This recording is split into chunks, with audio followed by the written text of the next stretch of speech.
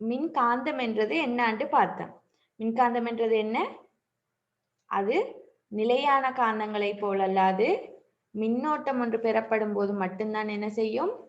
காந்த இயல்பை பெறும். ஆகவே தற்காலிகமாக காந்தமாக மாறக்கூடியது. தற்காலிகமாக காந்த இயல்பை பெற்றாலும் என்னது மின்காந்தங்களால் இருக்கிற பயன்கள் மிக மிக அதிகம். நாங்க லாஸ்ட் கிளாஸ் இறுதியில பாக்குற நேரம் நாங்க மின்காந்தங்களால பெறக்கூடிய பிரயோகங்கள் பலவற்றை பார்த்தோம். அதுல மின்விசிறி, கடிகாரம், வேற மின் மோட்டார் போன்ற பல முக்கியமான இப்ப மின் மோட்டாரை நீங்க எடுத்துக்கொண்டாலே மின் மோட்டார் பல உபகரணங்கள்ல பயன்படுது. அதே மாதிரி வேற எது நாங்க பார்த்தா மின் விசிறி, விசிறியை எடுத்துக்கொண்டா இப்ப கம்ப்யூட்டருக்குள்ள இருக்கிறது விசிறி தான்ன்றதை பார்த்தோம். அப்ப மின்காந்தங்கள் ஒரே அடிப்படை, அதாவது மின்னோட்டம் பெறப்பட்டால் காந்தியல்பு பெறப்படும் என்ற அந்த சின்ன விஷயத்தை வச்சு அந்த தற்காலிக இத நாங்க என்ன செய்யறோம்டா பல பிரயோகங்கள்ல பயன்படுத்துறோம்.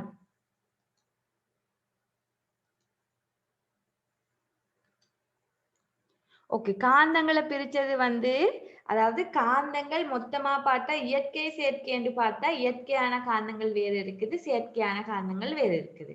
அது ஒரு வகை. அதாவது அது உள்ள நிலைய வச்சு பிரிக்கிறது நேரம் இயற்கை செயற்கைன்னு பிரிக்கலாம். அதுலதான் பூமி இயற்கையான காந்தத்துக்குள்ள வந்துடும்.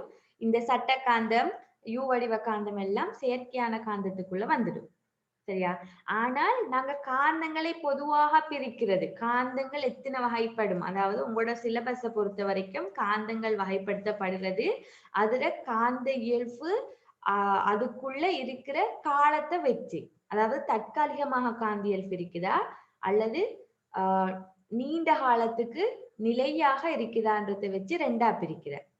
அவன் நீங்க படிக்கணும் எப்படி ஏண்டா காந்தங்கள் ரெண்டு வகைப்படும். ஒன்று தற்காலிகமாக காந்த இயல்பை பெறக்கூடிய மின்காந்தங்கள், இரண்டாவது வகை நீண்ட காலத்துக்கு நிலைத்திருக்கக்கூடிய காந்த இயல்பை கொண்ட நிலையான காந்தங்கள்.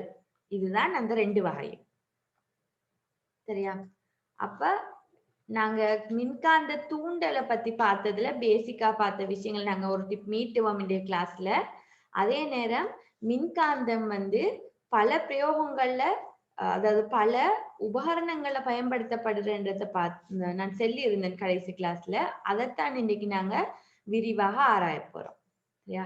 அப்ப கடைசி கிளாஸுக்கு நாங்க இன்றைக்குரிய தலைப்புக்குள்ள போக முதல்ல கொஞ்சம் நாங்க லாஸ்ட் கிளாஸ்ல பார்த்த விஷயங்களை மீட்டுவோம் வேண்டா. அதுதான் அடிப்படை எதிர மின்காந்தங்களோட அடிப்படை. சரியா? அப்ப ஞாபகம் இருக்கும், மின்காந்தங்கள் மின்னோட்டத்தை பெறுவதன் மூலம் காந்த இயல்பை பெறுவன மின்காந்தங்களாகும். அதே நேரம் இந்த காந்த இயல்பை பெறுற நேரம் என்னது காந்தமாக மாறுண்டா கட்டாயம் காந்த புலம் இருக்கணும். காந்த புலம் என்றது என்ன? காந்த புலம் என்றது ஒரு காந்தமானது அவிட செல்வாக்குக்குள்ள வைத்திருக்கிற வெளி அல்லது பிரதேசம். அவிட செல்வாக்குக்குள்ள வைத்திருக்கிற பிரதேசத்தை நாங்க சொல்ல காந்தப்புலம். அப்ப அந்த செல்வாக்குள்ள பிரதேசத்துல மட்டும்தான் காந்தம் உணரப்படும். அதாவது கவர்ச்சி விசையோ தள்ளுகை விசையோ உணரப்படுறது அந்த பிரதேசத்துல மட்டும். அப்ப எங்களுக்கு காந்த புலத்துக்கு கட்டாயம் அது ஒரு பருமனையும் திசையையும் கொண்ட பௌதிக கணியம் என்று தெரிஞ்சிருக்கணும். ஆகவே காந்தப்புலம் ஒன்று உருவாகிறதா இருந்தா, ஒரு கடத்தியில மின்னோட்டம் பாயும் போது காந்தப்புலம் உருவாகிறதா இருந்தா அதோட திசை அறியணும்.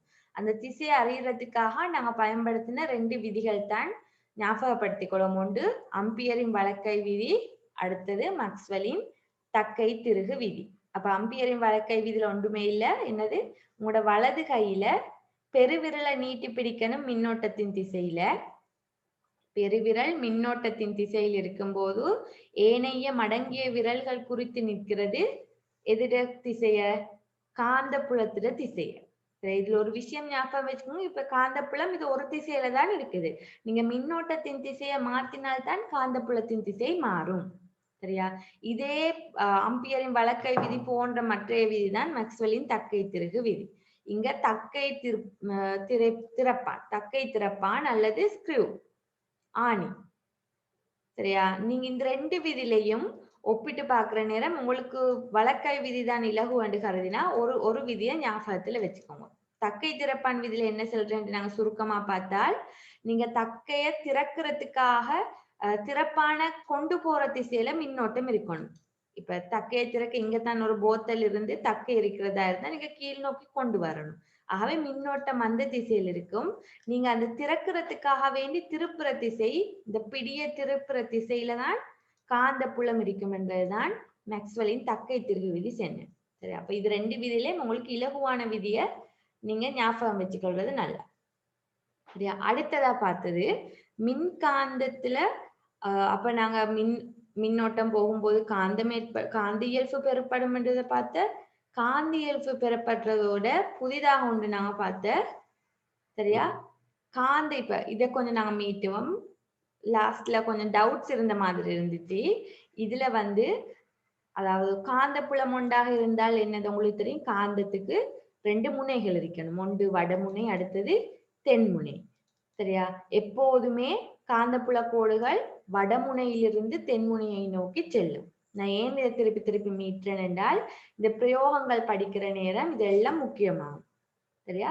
அப்ப இதுல என்ன விஷயம் என்றால் வடமுனையை ஒரு கடத்தியை வைத்திருக்கிற நேரம் கடத்திக்கு இப்ப இந்த மின்காலத்துல இது நேர் இது மறையாக இருக்கும் போது மின்னோட்டம் போற திசை உங்களுக்கு தெரியும். மின்னோட்டம் இப்படி போகும்போது காந்தப்புலம் உருவாகிற திசையையும் உங்களுக்கு கண்டுபிடிக்க 2 விதி இருக்கு. அதை எதுல சரி போட்டு உங்களுக்கு திசையையும் கண்டுபிடிக்கலாம். ஆனால் இந்த உருவாகின திசை வடமுனையா தென்முனையா, அதாவது உருவாகின காந்தப்புலம் வடமுனையா தென்முனையான்றதை அறியறதுக்கு தான் இந்த ஷார்ட் மெத்தட். சரியா? இப்ப இதுல எல்லாரும் கைய வச்சு பாருங்க.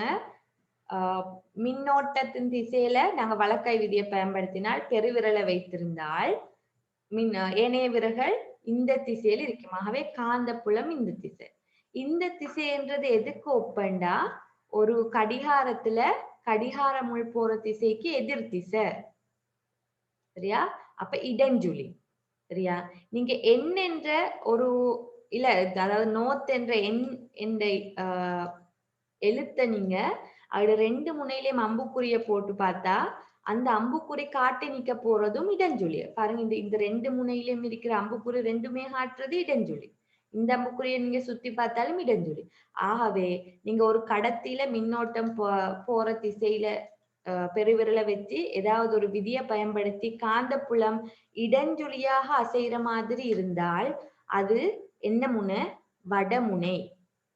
இடஞ்சுழியாக அசையுமாக இருந்தால் வடமுனை. சரியா? அதே நேரம் அதுக்கு ஒப்போசிட்டா மின்னோட்டம் ஓடுது. மின்னோட்டம் ஓடுற நேரம் பாருங்க, இதுல வந்து மின்னோட்டம் கீழ் நோக்கி வரதை காட்டுது. அதாவது பேட்டரிய மறுபக்கம் மறுமுனைக்கு மாத்தி வச்சிருக்காங்க. நேர்மறை முடிவிடங்களை மாத்தி கொடுத்த நேரம் சரியா அடுத்த பக்கத்துக்கு போகுது. இப்ப இதுக்கு வலக்கை விதியை பயன்படுத்தினால் மறுமுனைக்கு போகுது.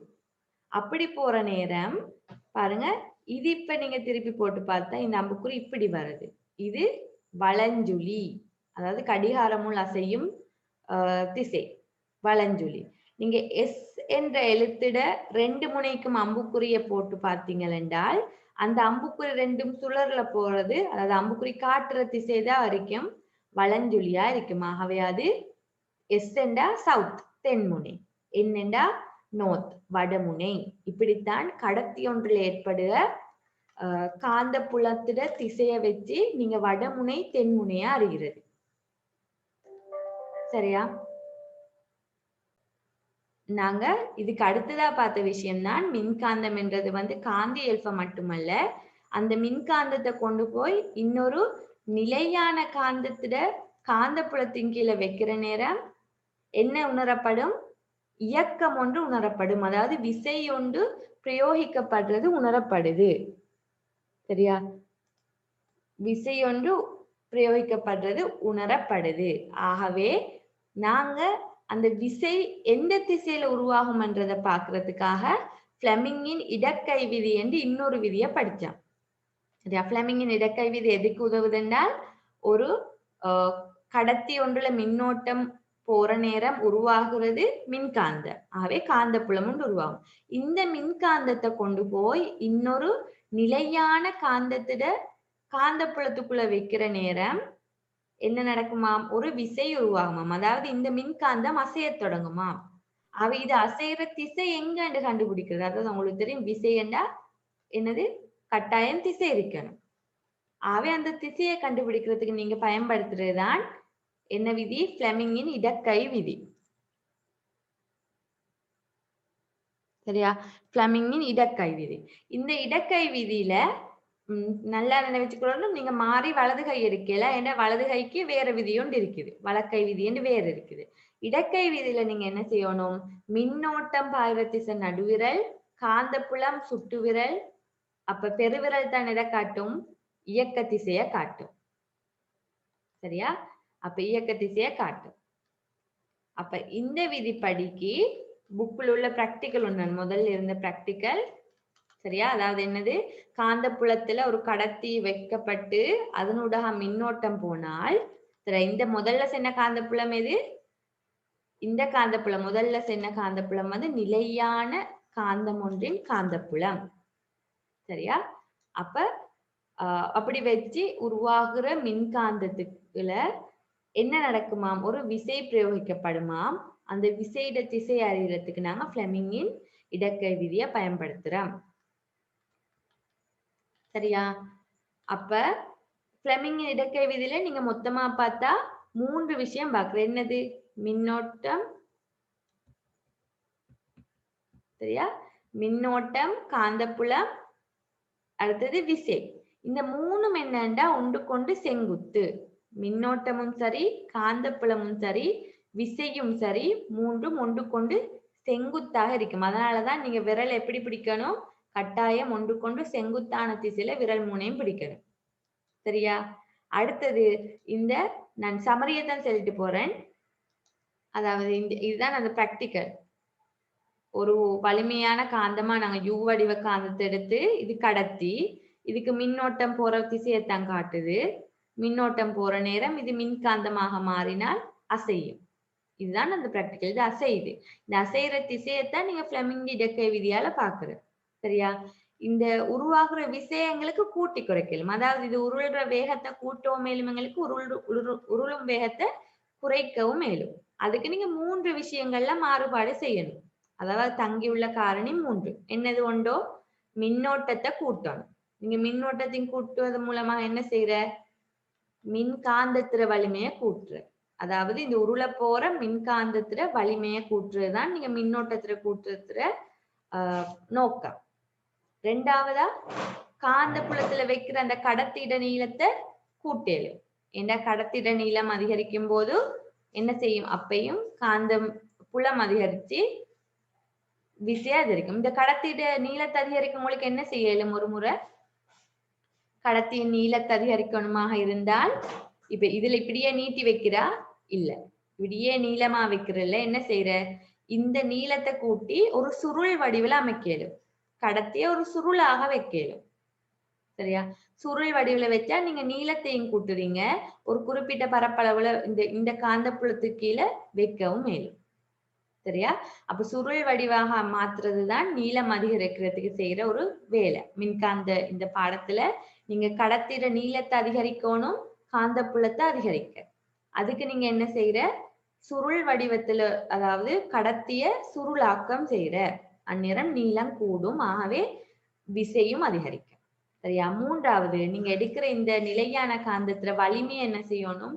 கூட்டணும். சரியா? வலிமை கூடின காந்தங்கள் இருக்கு.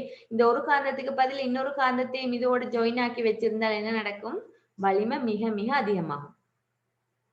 ஆகவே இந்த 3 விஷயங்களால உங்களுக்கு என்ன செய்யலும்? இதுல உண்டாகக்கூடிய விசைய கூட்டிக் கொள்ளையிலும், அதே நேரம் உருவாகிற விசையோட திசையை காண்றதுக்கு நீங்க ஃப்ளெமிங்கின் இடக்கை விதியை பயன்படுத்தலாம். சரியா? இவ்வளவும் தான் நாங்க லாஸ்ட் கிளாஸ்ல படிச்சது. அதாவது கடைசியா நாங்க நடந்த கிளாஸ்ல படிச்சதுல சமரி இதுதான். நிலையான காந்தமாக எப்போதும் யூ வடிவ காந்தம் பயன்படுத்த வேண்டும் என்ற அவசியம் இல்லை. இந்த கிளாஸ்ல நான் காட்டுறேன். அதாவது இந்த பிராக்டிக்கலை உண்மையாக செய்யற ஒரு நான் வீடியோ காட்டுறேன். அதுல நீங்க பாத்தீங்கன்னா நிலையான காந்தமா யூ வடிவ காந்தம் எல்லாம் பயன்படுத்திருக்கேன். வலிமை கூடியதாக எந்த காந்தமும் பயன்படுத்தல. சரியா? நான் காட்ட போற பிராக்டிக்கல்ல உங்களுக்கு விளங்கும். அது ஒரு தட்டையான காந்தம்.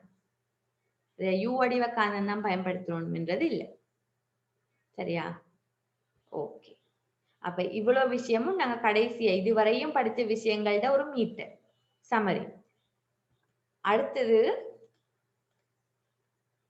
இது நாங்க இது பார்த்த விஷயம்தான். அதாவது இங்க பார்த்த விஷயம், அதாவது விசை உண்டாகும் என்றதுக்கு உங்களோட புக்ல தந்த செயற்பாடு தான் இது. இந்த படத்துல காட்டுறதுதான் உங்களோட புக்குல உள்ள செயற்பாடு. சரியா? அதே நேரம் எனக்கு ஞாபகப்படுத்திக் கொள்ளணும் உங்களுக்கு ஒருக்கா. இதுல கார்பன் கோல் பயன்படுத்தப்பட்டிருக்கிறது ஏன் என்று அன்றைக்கு யாரோ கேட்ட ஞாபகம். அதாவது கார்பன் கோல் பயன்படுத்தப்பட்டது ஒன்று என்னண்டா மின்னோட்டத்தை அது கடத்துது. அதே நேரம் இது என்ன செய்யாது, காந்தமாக மின்காந்தமாக மாறுற இயல்பு குறைவு. சரியா? ஆனால் உங்களுக்கு கார்பன் கோல் இல்லாத சந்தர்ப்பங்கள்ல வேற கடத்தி பதார்த்தங்களையும் பயன்படுத்தலாம். சரியா? ஆனா நீங்க என்ன ஷுவர் பண்ணணும், அந்த கடத்தி பதார்த்தம் வந்து மின்காந்த இயல்பு குறைவாக இருக்கிறதா இருந்தா சரி. அதாவது இந்த பிராக்டிகலுக்கு எந்த பாதிப்பும் இல்லாத மாதிரி. பொதுவாக அலுமினியம், பித்தளை போன்றவை பயன்படுத்தலாம். இந்த அலுமினியம் பித்தளைக்கு அந்த மின்காந்த இயல்பு ஒப்பீட்டளவுல குறைவு. எதை விட? செப்ப விட. நாங்க இந்த பொதுவா கடத்தியாக இதுக்கு போற வர பிராக்டிகல் எல்லாத்துலயும் நீங்க செப்பத்தான் பயன்படுத்த போறோம். காவலிடப்பட்ட செப்பு. சரியா? இந்த பிராக்டிகலுக்கு பதிலாக சரியா? இப்ப இந்த பிராக்டிகல் தானே புக்ல வந்தது. இதுக்கு பதிலாக இதுக்கு ஈடான இன்னொரு பிராக்டிகலை நாங்க பார்ப்போம். ஏன்னா சம்டைம் இதே பிராக்டிகல் தராம இதுல கன்செப்டை வச்சு உங்களுக்கு வேற மாதிரி கேள்வி வரதாக இருந்தால் வரக்கூடிய ஒரு பிராக்டிகல். அதுதான் இது இந்த படம். இது எப்படி என்றால் சரியா? ஒரு காந்தப்புலம் நான் காட்டுறேன். இந்த படம் இப்படி 2Dல இருந்ததுக்கு 3Dல எப்படி என்று. இதுல வந்து ஒரு சுற்று அமைச்சு போட்டு இது மின்கலம், இது எளிய சுற்று. சரியா? இது வந்து செப்பு கம்பி ஒன்று எப்படி வச்சிருக்கீங்கண்டா சரியா? செப்பு கம்பியை நீங்க எப்படி வச்சிருக்கீங்கண்டா அது வந்து ஆடக்கூடிய ஊஞ்சல் மாதிரி நிலையில வச்சிருக்கீங்க. சரியா? ஊஞ்சல் மாய் நிலையில வச்சு நீங்க என்ன செய்ய போறீங்க? பழையபடி மின்னோட்டத்தை வழங்கி பார்க்க போறீங்க. இது எல்லாம் எதுக்குள்ள இருக்குதுன்னா ஒரு நிலையான காந்தத்தின் காந்தப்புலத்துக்குள்ள இருக்குது. இந்த செட்டப் ஃபுல்லா இருக்க போறது நிலையான காந்தத்தின் காந்தப்புலத்துக்குள்ள. சரியா? அந்த பிராக்டிகலை பார்ப்போம். நான் பிராக்டிகல் போறதோட விளங்கப்படுத்துறேன். சரியா? ஓகே. அதாவது இப்ப இதுல பாவனீங்க இந்த நீல கலர் என்கிட்ட கேட்ட ஃபர்ஸ்ட் கேள்வி யூ வடிவ காந்தம் தான் பயன்படுத்தணுமாண்டு. இங்க இந்த நீல நிறமாக இருக்கிறது வந்து ஒரு வலிமையான காந்தம். சரியா? இது யூ வடிவ காந்தம் அல்ல. விளங்குதே? இது யூ வடிவம் அல்ல. ஆனா ஒரு வலிமையான காந்தம். இப்ப இந்த காந்தத்தை தான் நாங்க பயன்படுத்த போறோம் எதுக்கு? எங்கட இப்ப நான் சொன்ன 2வது பிராக்டிகல். சரியா? இங்க உள்ள அமைப்பு இந்த இந்த இதுல சைடுல காந்தத்துக்கு அருகில் உள்ள இந்த அமைப்பு எதை காட்டுது? அந்த ஊஞ்சல் மாதிரி அமைச்ச செப்பு கம்பிய இது சுயாதீனமாக அசையக்கூடியது. சரியா? இப்ப இப்படி ஒரு காந்தம் தந்துட்டா உங்களுக்கு தெரியும் சட்ட காந்தமா இருந்தாலும் சரி யூ வடிவ காந்தம் இருந்தாலும் சரி உங்களுக்கு நீலம் சிவப்பு 2 நிறத்தில் இருக்கும். அப்ப உங்களுக்கு லேசா என்ன செய்யலும்? வடக்கு சிவப்பு நிறம், நீலம் அல்லது எஸ் போடப்பட்டது என்ன இது? தென்முனை. வடமுனை, தென்முனை என்றது இலகுவா அறியலும். ஆனால் இப்படி ஒரு காந்தத்தை இப்ப கையில கிடைச்சிட்டு இல்லாட்டி எங்கேயாலும் நீங்க வீட்டில இருந்து ஏதோ ஒரு இடத்துல இருந்து கண்டுபிடிச்சிட்டு ஒரு காந்தம். ஆனா உங்களுக்கு தெரியாது என்ன வடமுனை எது தென்முனை எதுன்னு தெரியாது. சரியா? அப்ப எப்படி இனங்காண்றதையும் இந்த பிராக்டிகல்ல வச்சு பார்ப்போம். சரியா? இப்ப இந்த காந்தத்துல வடமுனை தென்முனையை பார்க்க உங்களுக்கு என்ன செய்யலும் உண்டு? ஒரு திசை காட்டிய பயன்படுத்தலும். ஏன்னா உங்களுக்கு தெரியும் திசை காட்டிட வடமுனை இந்த காந்தத்துல தென்முனையை நோக்கி கவரப்பட போகுது. சரியா? அதே மாதிரி திசை காட்டி அதோட திசை காட்டிட வடமுனை இந்த காந்தத்தின் வடமுனையோட வைக்கிற நேரம் என்ன செய்ய போகுது? திரும்பல் அடைய போகுது. சரியா? வடமுனை இதர தென்முனையோடு இருந்தால் மட்டும்தான் அதை நோக்கியமாறே இருக்கும் அசையாமல். இந்த வடமுனை இந்த நிலையான காந்தத்துல வடமுனையோடு இருந்தால் திரும்பல காட்டும். இதை வச்சு உங்களுக்கு என்ன செய்யலும்? ஒரு முறை திசை காட்டிய வச்சு உங்களுக்கு திசையை அறியலும். அப்படி இல்லையா உங்களுக்கு என்ன செய்யலும்? உங்களுக்கு தெரிஞ்ச சட்டக்காந்தம். சட்டக்காந்தகம் என்னது உங்களுக்கு தெரியும்? வடக்கெது தெற்கெதுன்னு தெரியும். அப்ப உங்களுக்கு என்ன செய்யலும்? சட்டக்காந்தத்தை வச்சு ஏதாவது ஒரு பக்கம் கவர்ந்ததா இருந்தா என்ன? அண்ணன் கவருது. அப்ப இது தென்முனையா இருந்தா இது வடக்கு. அப்ப வடக்கும் வடக்கும் பாருங்க சுழலுது. அதாவது என்னது? தள்ளப்படுது. ஆகவே இது இப்ப அடுத்த பக்கம். அண்ணன் கவருது. இப்படி உங்களுக்கு என்ன செய்யலும், சட்ட காந்தகத்தை வச்சு உங்களோட முனை அறியப்படாத ஏதாவது ஒரு காந்தம் இருந்தால் உங்களுக்கு அதோட வடமுனை தென்முனையை அறியலாம். அதே நேரம் திசை காட்டிய வச்சும் அறியலாம். சரியா? இது ஸ்ட்ரக்சர்களுக்கு சம்டைம் கேட்டு வரக்கூடிய சின்ன சின்ன கேள்விகள். சரி, அடுத்து இப்ப எங்கட பிராக்டிக்கல். இப்ப இந்த நிலையான காந்தத்துக்கு மேல இந்த நிலையான காந்தத்துல வடமுனையத்தான் இது வச்சிருக்கு. சரியா? வடமுனை. ஆகவே வடமுனையிலிருந்து எந்த திசைக்கு வரப்போகுது? மேல் நோக்கித்தான் வரப்போகுது. எது? நிலையான காந்தத்தின் காந்தப்புலம். ஏன் நான் அப்படி சொல்றேன்? நிலையான காந்தத்தின் காந்தப்புலம் எப்பயுமே என்ன செய்யற, எந்த காந்தப்புல கோடும் வடமுனையிலிருந்து தெற்க நோக்கித்தான் போகணும். ஆகவே இது மேலுக்கு வச்சிருக்கிறது வடமுனையாக இருந்தால் எந்த பக்கமா வரணும்? வெளியே நோக்கி, அதாவது மேல் நோக்கி. சரியா? இப்ப மேல் நோக்கி தான் வந்துட்டு இருக்குது வடமுனை. அப்ப நீங்க ஞாபகம் வச்சுக்கணும், இந்த பிராக்டிக்கல் டைம்ல நீங்க காந்தப்புலம் இப்ப இது இயங்குற திசையக்கான நீங்க கட்டாயம் ஃபிளெமிங்கின் இடக்கை விதியை பயன்படுத்தணும். அப்ப உங்களுக்கு கட்டாயம் என்ன தெரிஞ்சிருக்கணும்? எந்த பக்கமாக நிலையான காந்தத்துல காந்தப்புலம் வருதுன்னு தெரியும். சரியா? ஆகவே நீங்க வடக்க மேல வச்சிருக்கீங்க, வடக்கு மேல இருந்தால் மேல் நோக்கி வருது. ஓகே. இப்ப அந்த அமைப்பை மேல வச்சுட்டு, அதாவது ஊஞ்சல் மாய் ஆடக்கூடிய அமைப்பு நாங்க பார்க்க போறோம். இதுக்கு மின்னோட்டத்தை வழங்கினால் என்ன செய்யணும்? ஒரு வலிமையான காந்தத்தின் காந்தப்புலத்துக்குள் இருக்கிற மின்னோட்டம் வழங்கப்பட்ட கடத்தி விசை ஒன்றை பெற்று அசையணும். இது அசையணும். அப்ப மின்கலங்கள் மூலமாக நாங்க என்ன செய்யற,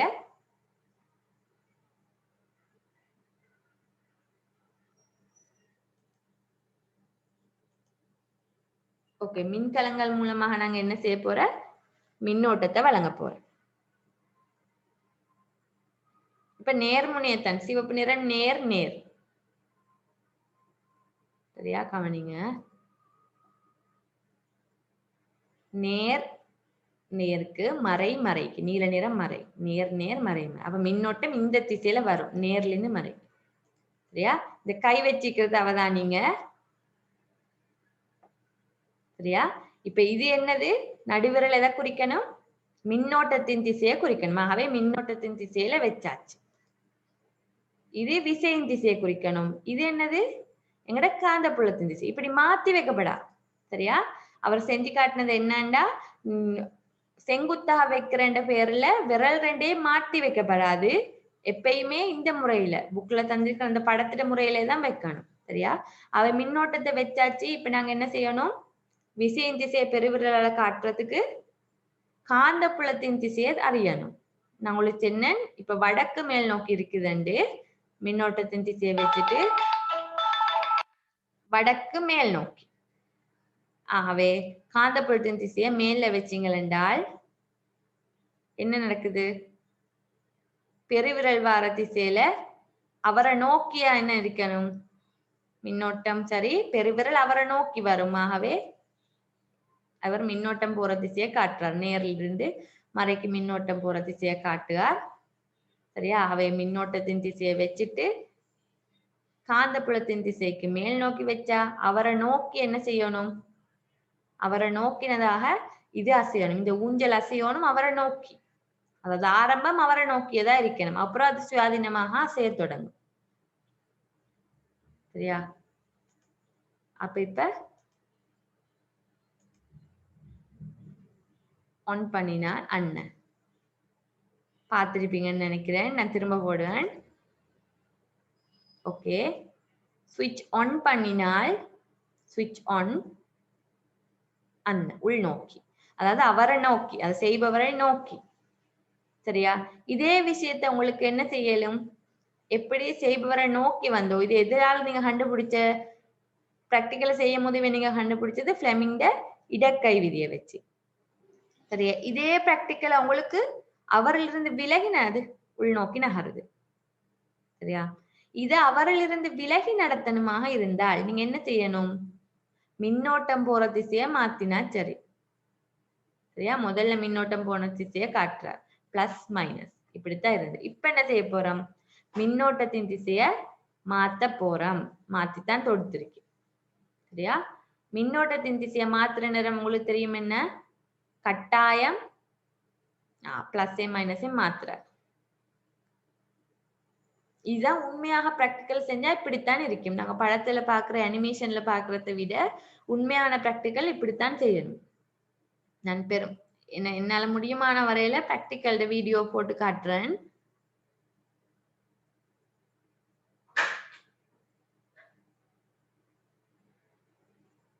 ஓகே, பிளஸ் மைனஸ் இருக்கிற நேரம்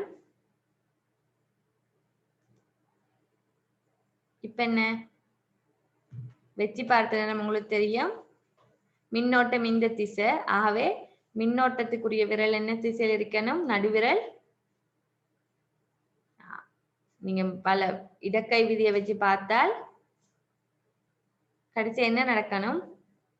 ஏற்கனவே அசைந்த திசைக்கு எதிராத்தான் என்ன செய்யணும்? அசையணும். அதைத்தான் நம்புக்குறியால காட்டுறாரு. முன்னோக்கி அசையணும், அவரிலிருந்து விலகி அசையணும். சரியா? ஆகவே என்ன செய்யற? சுவிட்ச் ஆன் பண்ணினால் முன்னுக்கு அசையுது. சரியா? ஆரம்பத்தை கவனிங்க, நிறுத்திட்டு ஆரம்பத்துக்கு முன்னோக்கி வரும். முன்னோக்கி, அது சுயாதீனமான ஊஞ்சல் என்றதால முன்னோக்கி வந்தது பின்னோக்கி போய் எழுந்தமாக அசையுது. சரியா? ஓகே, அந்த திசையை நீங்க மாத்தி வச்சிருந்தா என்ன செய்யலும்? அடுத்த பிராக்டிக்கல் இன்னொன்று உங்களுக்கு டிசைன் பண்ணலும். என்னது? இப்படி கேள்வி வரையிலும். இப்ப வடக்கு திசையை நீங்க வடமுனையை மேல் நோக்கி வச்சு செஞ்ச பிராக்டிக்கலை உங்களுக்கு இன்னொன்று செய்யலும். என்னது? தென்முனையை மேல் நோக்கி வச்சு செய்யலும். அப்ப உங்களுக்கு என்ன தெரியும்? இப்ப நீங்க இடக்கை வைக்கிற நேரம், பிளெமிங்கின் இடக்கை விதியை வைக்கிற நேரம் முதல்ல காந்தப்புலத்துக்கு மேல் நோக்கி வச்சது இப்ப கீழ் நோக்கி வரணும். ஏண்டா வடக்குல இருந்து தான் தெற்கு வருதே ஒழிய தெற்கில் இருந்து போகாது. ஆகவே கீழ் நோக்கித்தான் இப்ப காந்தப்புலம் இருக்கு. சரியா? ஆகவே உங்களுக்கு தெளிவா தெரியணும். இப்ப வரப்போற ரிசல்ட்ஸ் என்னவா இருக்கும்? ஏற்கனவே வந்ததுட எதிரான ரிசல்ட்ஸா இருக்கணும். சரியா? இப்ப அப்படி வச்சு பிளஸ் மைனஸ் வைக்கிற நேரம் மின்னோட்டம் அதே மின்னோட்டத்தின் திசையில எந்த பிரச்சனையும் இல்லை. மின்னோட்டம் இந்த திசை போகுது, காந்தப்புலம் இப்ப கீழ் நோக்கி இருக்குது. ஆகவே அசையும் திசை எங்களை நோக்கி இருக்குது அண்ணன்.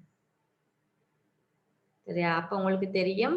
இதை நீங்க அடுத்த பக்கத்துக்கு மாத்தி இணைச்சால் என்ன செய்யணும்? திரும்ப காந்தப்புலத்தின் திசை கீழ் நோக்கி இருக்கிறதால அவரை நோக்கியதாக இருக்கணும். இதுதான் உங்களோட அந்த பயிற்சி. அந்த பயிற்சியில் இருந்த விஷயம்தான் இது. மின்னோட்டம் இந்த பக்கம், காந்தப்புலம் கீழ் நோக்கி, இப்ப அவரை நோக்கியதாக விசை இருக்கணும். ஆகவே ஊஞ்சல் அவரை நோக்கி அசையணும். ஓகே,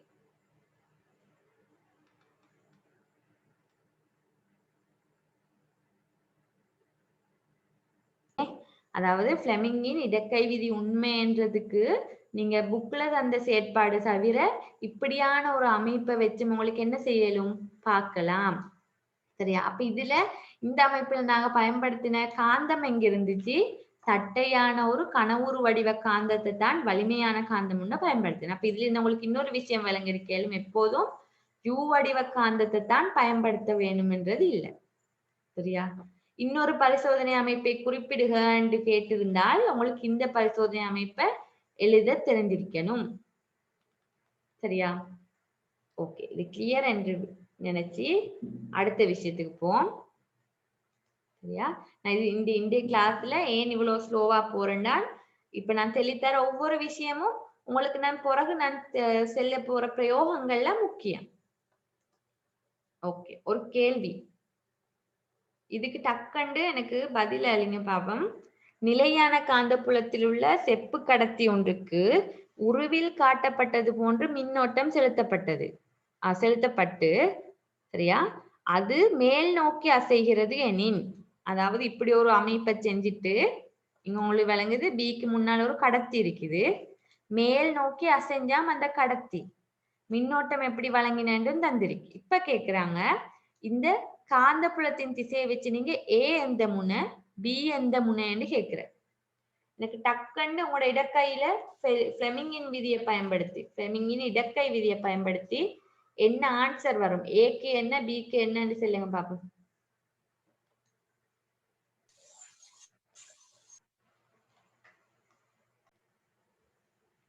சரி, இந்த கேள்விக்கு விட ஏ வடமுனை பி தென்முனை என்றது. சரியா?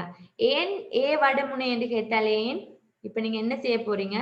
எல்லாரும் கைய வச்சுக்கோங்க. மேல் டீச்சர் உங்களோட கான்டாக்ட் நம்பர் கொஞ்சம் தாங்களேன் டீச்சர்.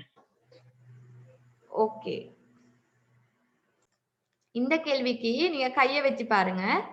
சரியா? மேல் நோக்கி அசைதாம். அப்ப என்ன தந்துட்டாங்க? விசை அசைற திசையை தந்துட்டாங்க. அப்ப இடக்கைடு என்ன டீச்சர் செய்ய? உங்க குரூப் லிங்க் தாங்களேன் டீச்சர். பெருவிரலை மேல் நோக்கி வச்சுக்கணும். சரியா? பெருவிரலை மேல் நோக்கி வச்சுக்கணும்.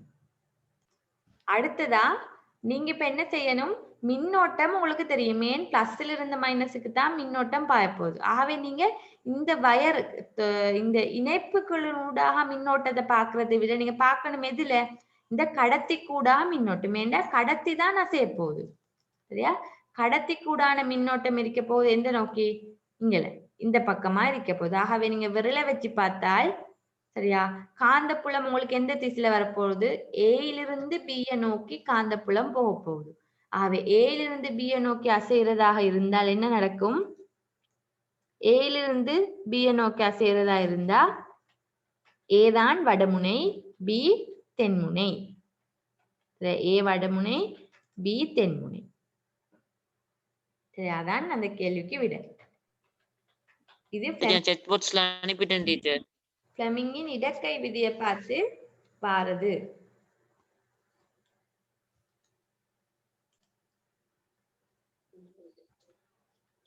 ஓகே. அடுத்த விஷயம் இன்றைய பாடம், அதாவது உபகரணங்கள்ல பயன்படுத்தப்படுற மின்காந்தங்கள். இந்த ஒவ்வொரு உபகரணத்திலையும் எப்படியான மின்காந்தங்கள் பயன்படுத்தப்பட்டிருக்கிறதுன்றது தான் இன்றைக்கு கிளாஸ்ல நாங்க பாக்குற மெயின் விஷயம்.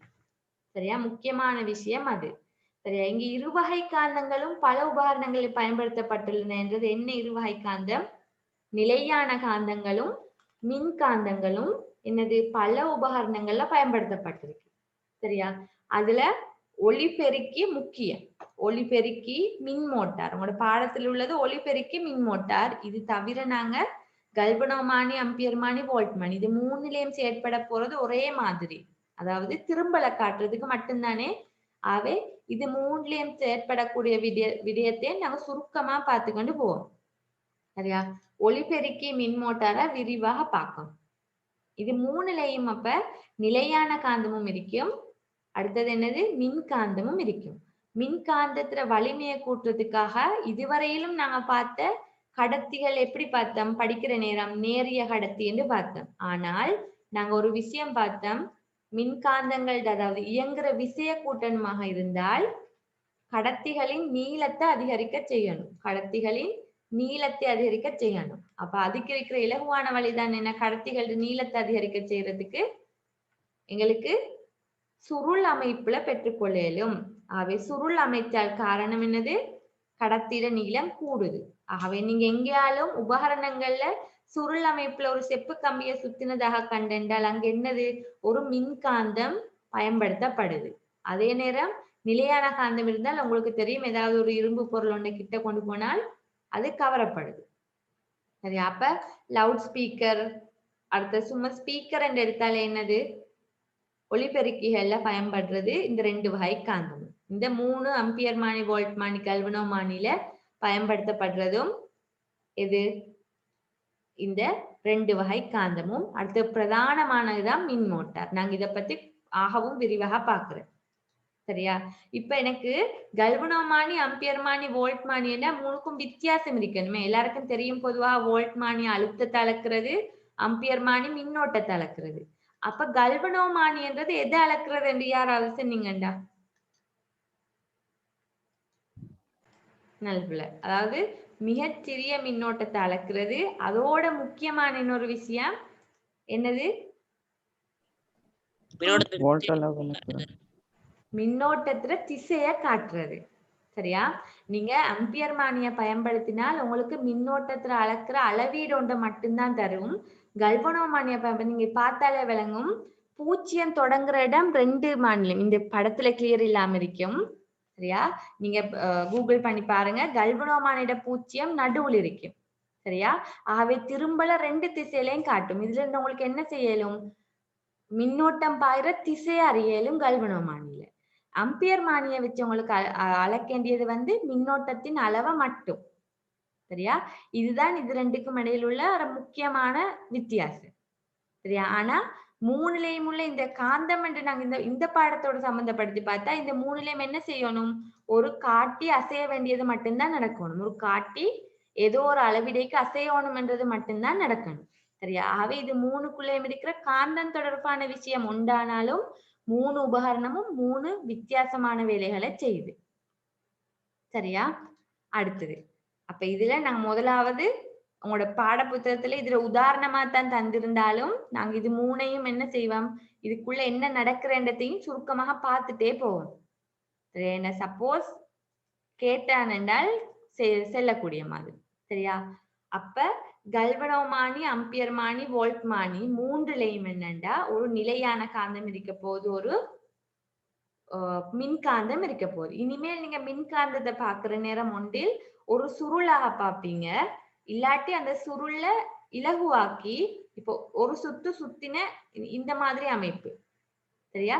இது ஒரு செவ்வகமான லூப் வடிவம். லூப் சரியா? லூப்புக்கு தமிழ்ல என்ன சொல்றேன்னு ஞாபகம் இல்லை எனக்கு.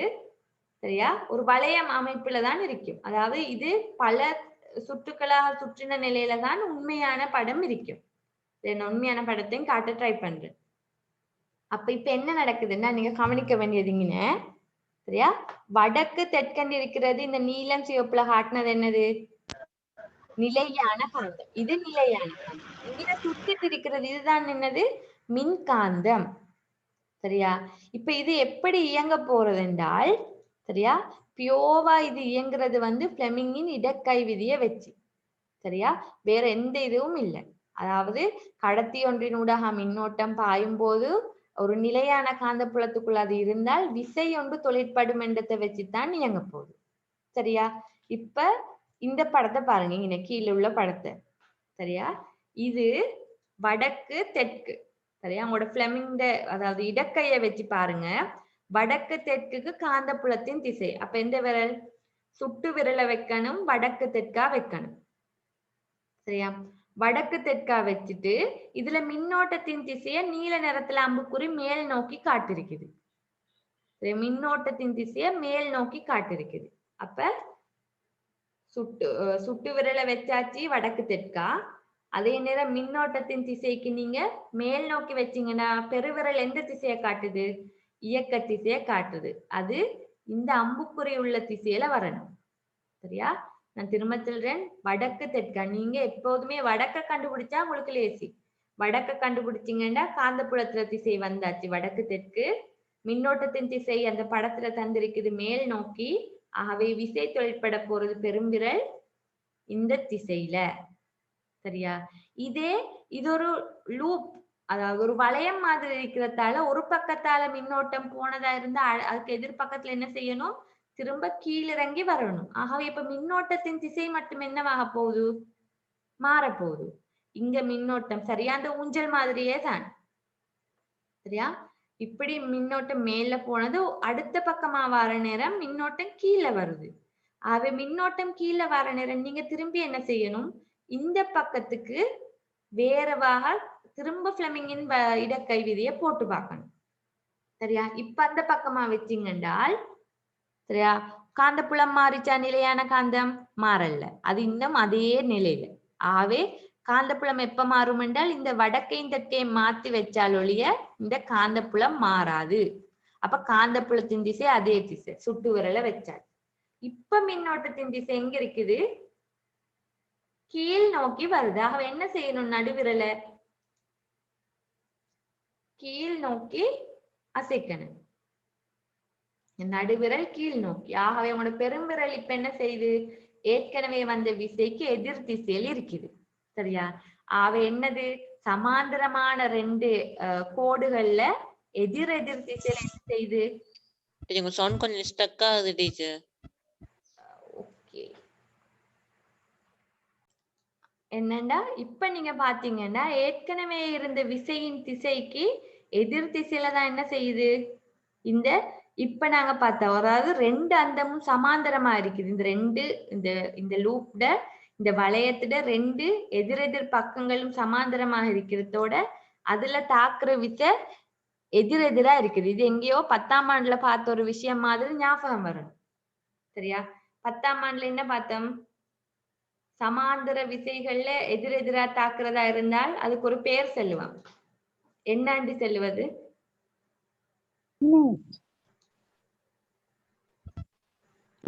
சமாந்தரமாக இருக்கிற 2 தளங்கள்ல எதிரெதிர் திசையில தாக்குற விசைக்கு நாங்க சொல்ற விசை இணை. இங்க விசை இணைய பயன்படுத்தித்தான் டெப்ப என்ன செய்யற? டெப்ப பிடிய பிடிச்சு திறக்கிற டெப்ப. சமாந்தரமா எதிரெதிர் விசை இணை. சரியா? இப்ப இங்கேயும் என்னது? அதே விசை இணை. பாருங்க, சமாந்தரமான 2ல எதிரெதிர் திசையில தாக்குற இப்ப என்ன செய்யும்? இது சுழலும். ஏன் சுழலும்? விசை இணை தொழிற்படுறதால இப்ப இது சுழலும். விளங்குதா? இது விசை இணை தாக்குறதால சுழல்றதால இதோட பொருத்தப்பட்ட இந்த காட்டி என்ன செய்யும்? இதுவும் சுழலும். இல்லைங்கண்ணா, இந்த சிம்பிளான மின்காந்தத்திட அதாவது இயக்க விசை என்றதை பயன்படுத்தி, சரியா, இதுல செஞ்ச ஒரே ஒரு மாற்றம், நேரிய கடத்தி ஒன்றுக்கு பதிலாக சுருள் வடிவத்துல பயன்படுத்தினதால என்ன செஞ்ச? ஒரு நேரம் மின்னோட்டம் ஒரு திசையிலையும் அடுத்த நேரம் மின்னோட்டம் அதுக்கு எதிரான திசையிலும் வரத்தால விசைகள் இயங்குற திசை எதிரெதிராக விளைவாகிற. அதனால விசை இணை ஒன்று உருவாகி இந்த சுருள் சுழல்ற நேரம் இந்த காட்டி என்ன செய்யும்? திரும்பும். சரியா? இந்த காட்டி திரும்புற அளவை மட்டுப்படுத்ததான் இங்க கோயில் ஒன்று இருக்கு. உங்களுக்கு பார்த்தா விளங்கும். இங்க கோயில் ஒன்று இருக்குது, ஸ்பிரிங் என்று போட்டிருக்கு, அதாவது ஸ்பிரிங் உண்டு. சரியா? இது மிகவும் மெல்லிய ஸ்பிரிங் உண்டு. இந்த ஸ்பிரிங் தான் என்ன செய்யும்? எவ்வளவு திரும்பும் என்றதை கட்டுப்படுத்தும். அதாலதான் கல்வனோமீட்டர் வித்தியாசமா திரும்புது, அம்மீட்டர் அதாவது அம்பியர் மானி வித்தியாசமா தெரியுது. அதே மாதிரி வோல்ட் மீட்டர் அல்லது அழுத்தமானி வித்தியாசமான முறையில என்ன செய்து? திரும்பல காட்டுது. அதெல்லாம் இந்த ஸ்பிரிங்கால நடக்கிறது. ஆனால் உள்ளுக்கு நடக்கிற விஷயம் என்னது?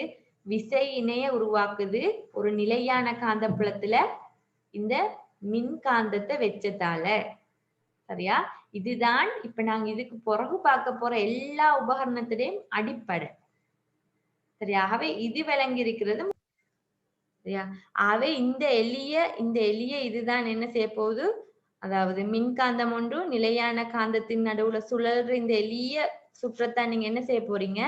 இதுக்கு பிறகு வர எல்லா பிரயோகங்களையும் அடிப்படையா பார்க்க போறீங்க. சரி, அடிப்படை இதுதான் இந்த எளிய சுற்று. அதாவது ஒரு கடத்தி வார நேரம் விசை இணை ஒன்று உருவாகிறதால் இந்த சுருள்ல 2 சமாந்தர அந்தங்கள்லயும் ஏற்படுற விசை இணையால என்ன நடக்குது? கடத்தி சுழலுது. இந்த சுருள் சுழலுது. இந்த சுருள் சுழற்சிய எங்களுக்கு கல்வனோமானியாக இருந்தா வோல்ட்மானியாக இருந்தா என்ன செய்ய தேவையில்ல. இது எங்களுக்கு எந்த நேரமும் சுழல தேவை, தொடர்ச்சியான சுழற்சி அவசியம் இல்லை. ஆனா இதே ஒரு எளிய மின் மோட்டராக இருந்தால் எங்களுக்கு என்ன செய்யணும்? தொடர்ச்சியா சுழலணும். அப்ப அதுக்குரிய என்னென்ன பார்ட்ஸ் இருக்குது, அதை மேம்படுத்துறதுக்கு என்ன உத்தி கையாளப்பட்டது என்றது தான் நீங்க அடுத்தடுத்ததா பார்க்க போறீங்க. சரியா?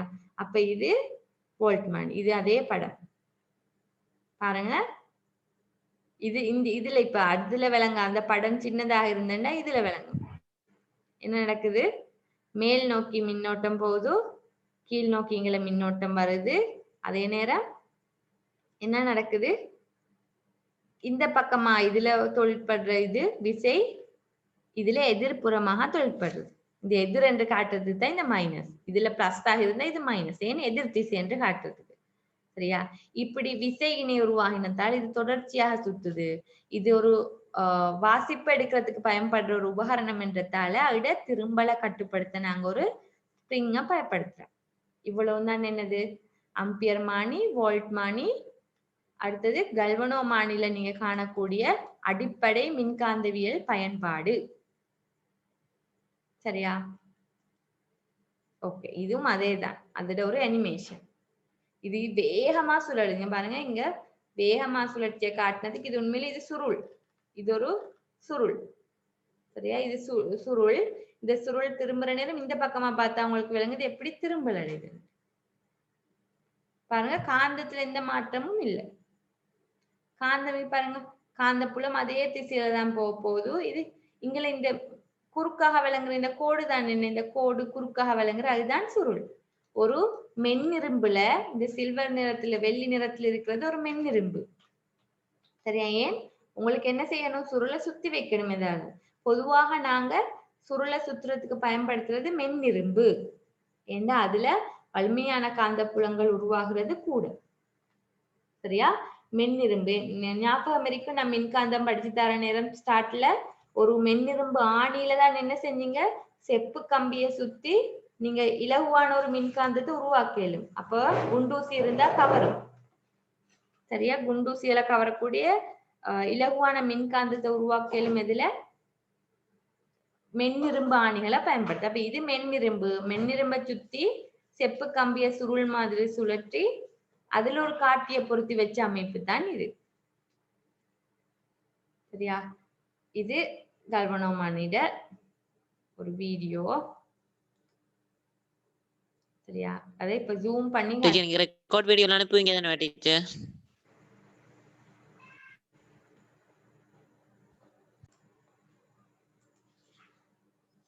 சரியா? அப்ப இந்த கவனிங்க, நான் ஃபர்ஸ்ட்ல இருந்து போடுறேன் இந்த வீடியோவை. ஒரு ஏதோ ஒரு மீட்டர் ஏதாவது ஒரு மானியை எடுத்து ஜூம் பண்ணினா உங்களுக்கு இப்படித்தான் இருக்கும். என்னது, நிலையான காந்தம் வடக்கு தெற்கா. சரியா? இடையில என்ன வடக்கு தெற்காத்தான் என்னது, இதெல்லாம் காட்டுறது காந்தப்புல கோடு. சரியா? இதுதான் அந்த ஒரு சுருள். நாங்க இவ்வளவு நேரம் பார்த்த சுருள். காந்தப்புலம் இப்படி இருக்குது. சரியா? மின்னோட்டத்தை செலுத்துற நேரம் மின்னோட்டம் இந்த ஏபி வழியாக மின்னோட்டம் போகுது. ஏபி வழியா போன மின்னோட்டம் சிடி வழியாக வெளியேறுது. ஏபி வழியா போன மின்னோட்டம் சிடி வழியாக வெளியேறுது. சரியா? அப்ப பிளெமிங்கின் இடக்கை விதியை நீங்க பயன்படுத்தினீங்கன்னா மின்னோட்டத்தின் திசை, உங்களோட நடுவிரலை மின்னோட்டத்தின் திசையில வச்சு என்ன செய்யணும், காந்தப்புலத்தின் திசைக்கு சுட்டு விரலை வச்சால் விசையின் திசை காட்ட போறது இந்த பக்கம். இந்த பக்கம் இந்த திசையில் இருந்தால் இது அடுத்த அந்தத்துல என்ன செய்யணும், கட்டாயம் கீழ் நோக்கியதாக இருக்கும். இது பிளெமிங்கின் இடக்கை விதியை பயன்படுத்துறதால வருது. ஆகவே என்ன செய்யும், சுருள் அசைறது இந்த திசையில இருக்கும். சுருள் அசையும். இந்த சுருள் அசைறது நீங்க கவனிங்க. இந்த ஸ்ப்ரிங் என்ன நடக்குது, இல மாற்றம் ஏற்படுது. இந்த ஸ்ப்ரிங்ல ஏற்படுற மாற்றம் தான் என்ன செய்யுது, இந்த காற்றீடு அசைவை கட்டுப்படுத்துது. பாருங்க, ஸ்ப்ரிங்ல ஏற்படுற மாற்றம் காற்றில் அசைவுல கட்டுப்படுத்துது. சரியா? இங்க உருவாகினது விசையினை. சரியா? இது எல்லா மீட்டர்களுக்கும் பொதுவான ஒரு விஷயம். சரியா? டீச்சர், கரண்ட் நோக்கி போகுதா? திரும்ப பாருங்க, கரண்ட் எந்த பக்கமா போகுதுண்டு. ஓகே, இது காந்தப்புலத்தின் திசையை காட்டுது. வடக்குல இருந்து தெற்க நோக்கி காந்தப்புலம் இந்த திசையில இருக்குது. சரியா? மின்னோட்டம் போற திசையைத்தான் இப்ப காட்டு. ஏல இருந்து பிக்கு மின்னோட்டம் மேல் நோக்கி. சுட்டு விரல் வைக்கிறது காந்த திசை காட்டுறது காட்டுச்சு. சுட்டு விரல வைக்கிறது காந்தப்புலத்தின் திசையில். சுட்டு விரல் வைக்கிறது காந்தப்புலத்தின். Okay teacher. இங்க ஏபி என்று காட்டுறது வந்து மின்னோட்டத்தின் திசை. இந்த நேர்கோட்டுல ஏபி என்ற நேர்கோட்டுல இந்த ஏபி கடத்தீடு பகுதியில மேல் நோக்கி இருக்குது. அதே சிடி என்ற இதுல பாருங்க, சிடி பக்கமாக இப்படி போற மின்னோட்டம் எப்படி வரணும், கடத்தினா கீழ் நோக்கி வரணும். மேல போனது கீழ் நோக்கி வருது. மேல போனது கீழ் நோக்கி. இப்ப இதுக்கு இப்படியே வச்சுட்டு உங்களுக்கு என்ன செய்யலும், பிளெமிங்கின் இடக்கை விதியை பயன்படுத்தலாம். இப்படி வச்சு பாத்தீங்கன்னா உங்களுக்கு அந்த மின்னோட்டத்தின் திசையில குழப்பம் வராது. இந்த பச்சை நிறம் மின்னோட்டம், மஞ்சள் நிறம் காந்தப்புலம். சரியா? இதுக்கு பிறகு காட்ட போற ஒரு பர்பிள் கலர்ல காட்ட போறதுதான் விசையின் திசை. சரியா? நீங்க ரெண்டு பக்கத்துக்கும் பார்க்கணும். அப்ப மின்னோட்டத்தின் திசையில உங்களோட நடுவிரல வச்சாச்சு, மஞ்சள் நிறத்துல திசையில காந்தப்புலத்தின் திசையில சுட்டு விரல வச்சாச்சு. அடுத்தது என்னது, பெருவிரல்ட திசையை நீங்க கவனித்தீங்கன்னா கட்டாயம் என்னது, உங்களை விட்டு விலகி இப்ப இந்த ஸ்கிரீனுக்குள்ளுவா இருக்கும். இந்த திசையை பாத்தீங்கன்னா இந்த சிடி கடத்திக்கு நீங்க அப்படியே வச்சு பாத்தீங்கன்னா உங்களை நோக்கி வரதா இருக்கும். அதைத்தான் என்ன செய்யறான், 3Dல பாக்குறதுக்காக வேண்டி திருப்பி காட்டுவான். அது எப்படி இருக்குது, இதை நீங்க பாத்தீங்கன்னா அதை நீங்க மேல ஒரு வியூ எடுத்து பாத்தீங்கன்னா ஃபோர்ஸ் அப்படி இருக்கும், இந்த பக்கமா விசை இப்படி இருக்கும். ஆகவே இது இயங்க போறது, இது இங்களை தள்ளிப்பட, இது இங்களை தள்ளிப்பட, டெப் கொண்டு திறக்கிற மாதிரி இருக்கும் கைப்பிடிய. அது திறக்கிற நேரம் இந்த ஸ்பிரிங்கோட அசைவால இந்த காட்டிட அசைவு கட்டுப்படுத்தப்படுது. அதான் எல்லா வகையான வாசிப்புகளையும் பெறுற நேரம் நடக்கிற காந்தத்தினால நடக்கக்கூடிய தொழிற்பாடு, உள்ளுக்கு நடக்கிற விஷயம். சரியா? ஓகே. அப்ப இன்றைக்கு கிளாஸ் நான் நினைக்கிறேன் நாங்க நாளைக்கு கிளாஸ்ல என்னன்னா ஒளிபெருக்கிட அத பகுதிகள், ஒளிபெருக்கிக்குள்ள என்ன நடக்குது, அதே நேரம் கட்டாயமான முக்கியமான விஷயம் என்னது, நேரோட்ட மின்மோட்டார்ட பகுதிகள் என்ன, அதுல இதே பேசிக் அடிப்படையான விஷயம் எப்படி மெருகூட்டப்பட்டிருக்கிற விஷயங்களை நாளைக்கு பார்ப்போம் கிளாஸ்ல.